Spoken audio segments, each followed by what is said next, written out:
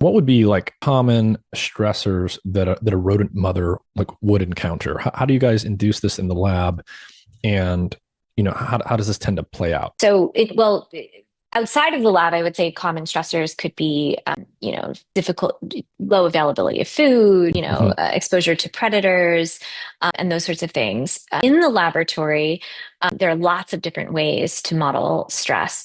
Probably most of what we know about stress effects on pregnancy and the postpartum period in laboratory animals is actually modeled by just giving chronic injections of corticosterone, the stress hormone.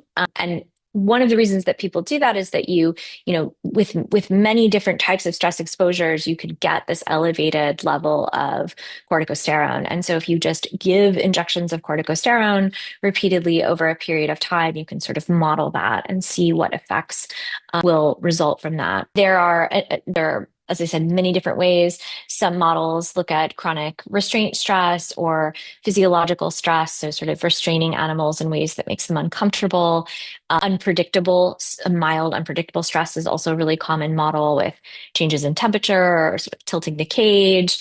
In my lab, we focused on social stress, which has been, I think, probably studied less in terms of the various models, but in terms of thinking about the clinical literature and what we know in humans about predictors of mood disorders in the peripartum period, psychosocial stress is a huge factor and one of the best predictors for the development of mood disorders. And so we were really interested in social stress. And so how do you socially stress? I mean, how do you socially stress mice, I guess could be a question, but how do you socially stress pregnant or postpartum mice is sort Mhm. of a whole nother question. So, generally speaking, many of the stress models that are used in laboratory animals are conducted in male rodents, and it's very easy to stress male rodents socially because other male rodents are stressful to male rodents. So, Yeah, they're um, territorial, so you can just expose exactly. them. Okay.